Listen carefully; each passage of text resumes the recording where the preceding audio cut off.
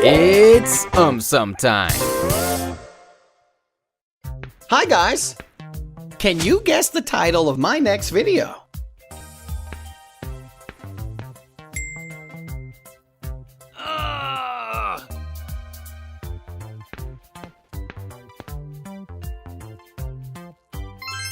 Hurry up! Write your guess in the comment section below. What happens to our body after we die? It becomes a star! Not at all. Doctors declare a person dead when his heartbeat and respiration stops and his brain is dead.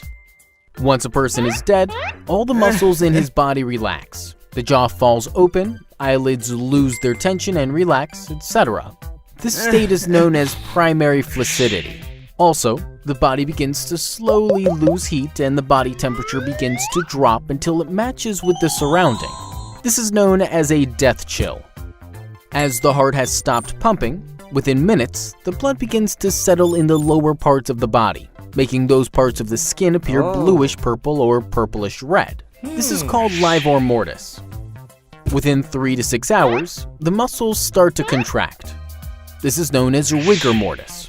It can last from 24 hours up to 84 hours, after which the muscles again begin to relax. This state is known as secondary flaccidity. Now, if the body is burnt, it gets converted to ashes. Otherwise, the body starts decomposing.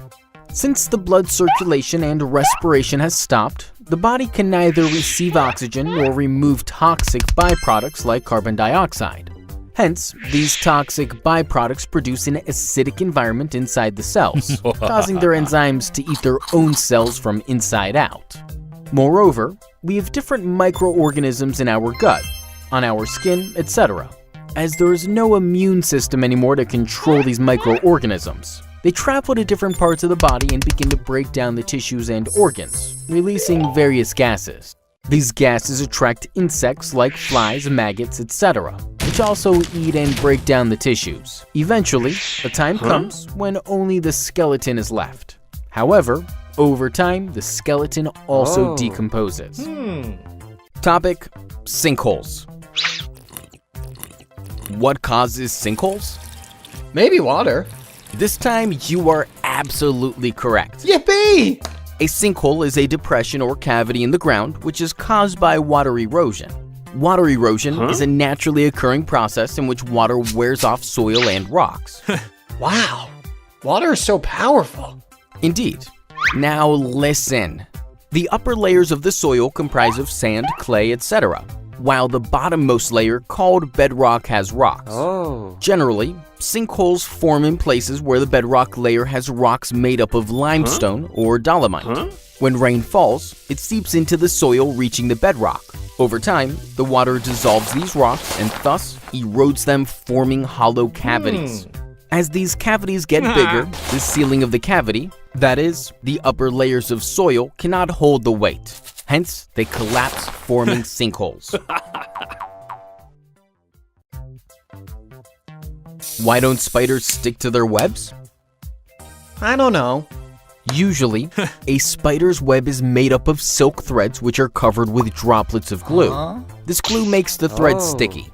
Now, when an insect flies through the web, the insect normally gets stuck to the sticky threads. But a spider does not get stuck because its legs have tiny hair-like structures called setae. When a spider walks on a sticky thread, the setae gets stuck onto the thread, helping the spider to get grip and support to walk. Now, as the point of contact is very less, the glue has very less surface area to stick. Hence, the spider easily pulls its legs without sticking.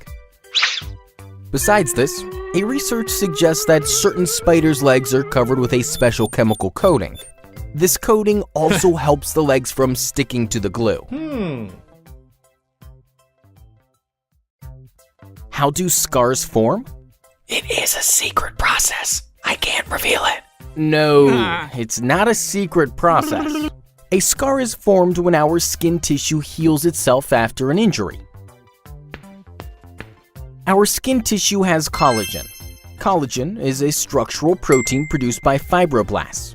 Collagen keeps our skin firm, and it is usually arranged in a basket weave pattern. Can I use this basket to keep my bags of chips? Oh, please listen. When we get injured, our skin tissue gets damaged. So, in order to heal and close the wound, fibroblasts produce more collagen. But instead of arranging in a basket weave pattern, the collagen cross-links and aligns in a single direction. As a result, the injured area of the skin appears different from normal skin, thus causing a scar. Topic: photosynthesis and transpiration. Why is the upper surface of a leaf more green and shiny than the lower surface? Yes, it is. You don't believe me? Why don't you check it?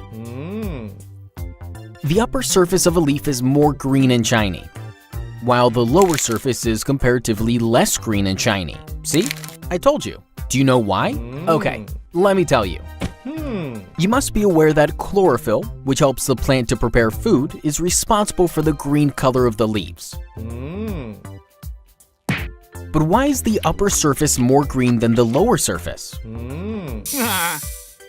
This is because the upper surface of a leaf is more exposed to the sun as compared to the lower surface. Hence, to trap maximum sunlight, there's more chlorophyll on the upper surface as compared to the lower surface. Hey, you forgot. You also wanted to know why is the upper surface of the leaf shinier, right? It is due to the process called transpiration. Transpiration is the loss of water from leaves, stems, etc. in the form of water vapor. Now, to make sure that the plant does not lose a lot of water, the leaves are covered with a shiny, waxy coating called a cuticle. But being more exposed to the sun, the upper surface will tend to lose more water. Therefore, the upper surface of the leaf is covered with a thicker cuticle as compared to the lower surface. Hence, the upper surface of the leaf is shinier than the lower surface.